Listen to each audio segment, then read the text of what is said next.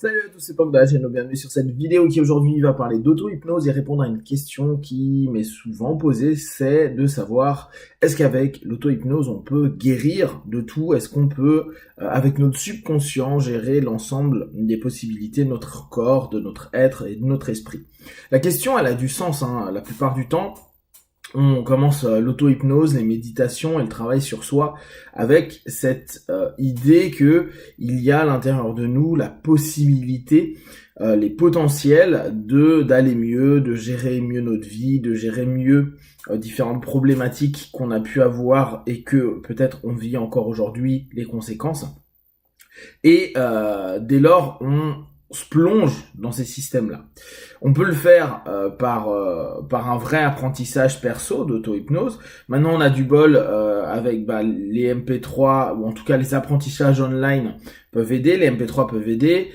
Comme je vous disais, je pense que la réalité virtuelle d'ici quelques années, ça va devenir complètement novateur et ça va très certainement diminuer l'apprentissage de l'auto-hypnose pour avoir cet élément en plus.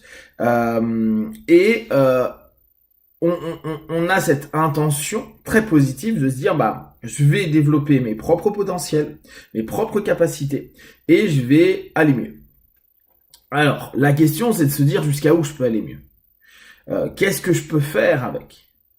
Et là il n'y a pas une notion équilibrée, il n'y a pas d'égalité. Équilibré, c'était pas le terme. Il n'y a pas d'égalité là-dessus. Il y a des personnes qui vont avoir des résultats très, très, très intéressants sur certains domaines et pas du tout sur d'autres. Et inversement, d'autres personnes vont avoir des très bons retours sur quelque chose et pas sur d'autres. C'est-à-dire que c'est assez complexe de pouvoir tout gérer, de pouvoir tout traiter et d'avoir des bons résultats partout.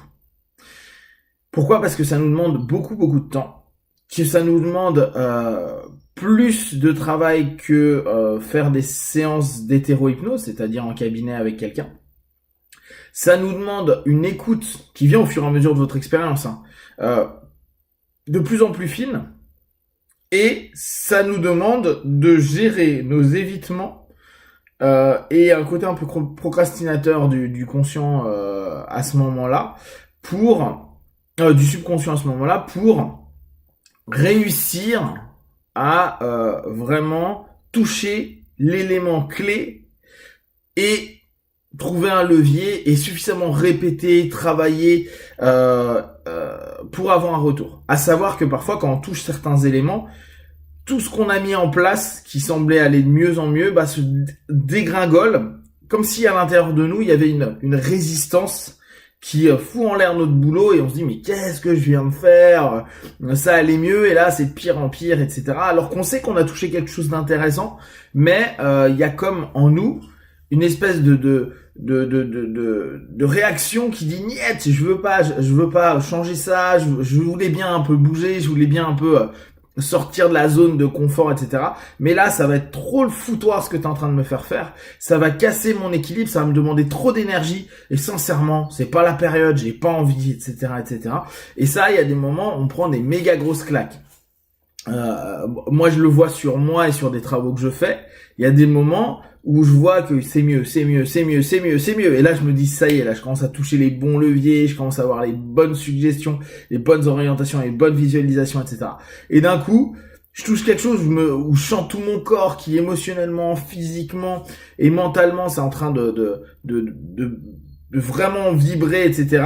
Et une fois que j'ai touché ça, et que je me dis, ça y est, là, je vais carrément le noter en fin de session pour pouvoir travailler à fond dessus, je sens que j'ai une résistance à l'intérieur de moi qui dit non ça mon pote tu vas pas t'en souvenir. Alors je sors de session en écrivant en me disant ouais bon ça c'est clair et je reviens dessus ne serait-ce que 2 heures plus tard et je me dis mais comment je suis arrivé à trouver ça et le fait que j'ai trouvé ça où je sais qu'il y a quelque chose d'hyper intense, il y a mon subconscient qui m'éloigne beaucoup de ça et toutes les avancées que j'ai fait elles se pètent la gueule. Alors ça, bon, il y a des moments, on prend un peu cher, et comme je vous dis régulièrement avec l'auto-hypnose, parfois quelques mois d'auto-hypnose pourraient être remplacés par 1, 2, 3, les 5 sessions d'hétéro-hypnose avec quelqu'un. Ce qui parfois nous est un peu démotivant à se dire attends mais je suis aussi auto-sabotant, je suis aussi procrastinateur, je suis aussi autodestructeur, etc. Ouais, ça fait partie de nous. C'est aussi, ça fait partie du challenge un peu auto-hypnose où on se dit bah ouais, il y a des moments, on va se rendre compte à quel point on est résistant dans nos patterns négatifs. Et que derrière, c'est très bien, hein, pensez bien, on a mis en place quelque chose d'optimum, en tout cas qu'on a considéré comme optimum, qu'on a suffisamment expérimenté, qu'on a mis dans le concret, dans le réel, dans le quotidien, pour que on s'en soit sorti plutôt bien, même si on tombe malade, même si on s'est mis à fumer, même si on a pris du poids, même si on s'est fait mal ou on développe un truc de peau ou je sais pas quoi. Donc c'est là où il y a cette notion hyper importante à prendre en compte. Qu'est-ce qu'on peut faire? Est-ce qu'on peut tout soigner? Alors soigner, j'aime pas le terme, mais en tout cas, est-ce qu'on peut tout gérer avec l'auto-hypnose? Vous pourrez toujours me trouver, et je pourrais vous en trouver, hein, des personnes qui ont géré des grosses problématiques, vraiment des grosses problématiques, qu'elles soient physiques ou mentales, par l'auto-hypnose. Donc, on pourrait transmettre l'idée à toute personne qui se met à l'auto-hypnose qu'on est capable de tout. Vous connaissez un peu mon discours où je pense que nous sommes limités et qu'on a des potentiels qu'on n'exploite jamais suffisamment. Donc en fait, si on arrivait à exploiter vraiment nos potentiels, déjà, on serait bien chaud. Et que, non, on va pas forcément être apte à tout gérer. Parce que le boulot en auto-hypnose, même s'il nous aide vraiment, et merci pour toutes les personnes qui me font des retours sur leur boulot, où on voit il y a des personnes qui ont arrêté plein de choses, qui sont motivées, qui ont changé de vie, ne serait-ce que par des MP3, par des boulots d'auto-hypnose que j'ai pu proposer, mais que c'est eux vraiment qui ont agi. Bien sûr, il y a des super résultats, mais il y a aussi des non-résultats. Il y a beaucoup de personnes qui, au bout de, pourtant quelques mois, hein, c'est pas, j'ai fait 5 séances et je vois pas la différence, n'ont pas les feedbacks escomptés. Moi, je prends sur moi, hein, je vois, je travaille ça depuis vraiment de nombreuses années, et je suis hyper rigoureux, hyper régulier là-dessus. Et quand je vois où j'en suis, je me dis waouh, si l'auto-hypnose gérait tout et permettait tout, je serais un punk 3.0, même pas un 2.0, hein. Je upgrade direct. Et je vous avoue, c'est pas le cas du tout. J'ai même l'impression d'être hyper récessif ou régressif dans par rapport à certaines de mes problématiques, par rapport à des choses que j'arrive toujours pas à gérer, alors que ça fait 10 ans que je suis dessus, et je me dis, non mais attends mec, il y a un moment ou un autre, va peut-être falloir trouver le levier. Et quand je pense le trouver, en fait, ce que je vous disais, ça déstructure.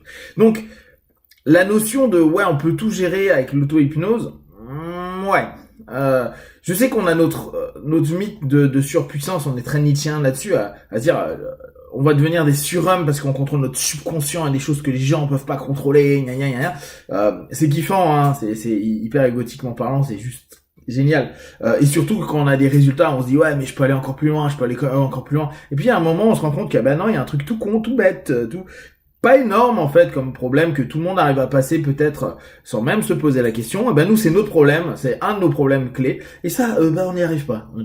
Et on a beau être surhumain non, rien. Le subconscient, il dit, niet, popov. Toi, toujours pas trouvé quelque chose qui me convient, donc on reste là-dessus. Et donc, ça fait parfois douter de l'auto-hypnose. Moi, je vous invite à pas douter de l'auto-hypnose et juste simplement à prendre ce qui est. C'est-à-dire qu'il y a des moments où vous allez avoir des super résultats. Il y a des moments où vous allez avoir des résultats pourris. Il y a des moments où vous allez prendre super cher et vous dire merde, tout ce que j'ai fait n'a servi à rien. Et c'est pas grave, parce que vous aurez certainement gagné sur d'autres choses, notamment sur la rigueur, votre discipline, et puis tout simplement, sans même parler de suggestions et de travail stratégique à l'intérieur de soi, vivre des trans, ça nous permet quand même d'être mieux au quotidien et d'avancer le mieux possible. Si vous avez des questions et des remarques, vous partagez sur Facebook, YouTube, j'y répondrai le plus rapidement possible. Comme d'habitude, de tout ce que je propose, ne prenez que ce qui est bon et juste pour vous. Testez, observez, analysez et concluez. Be one. Ciao.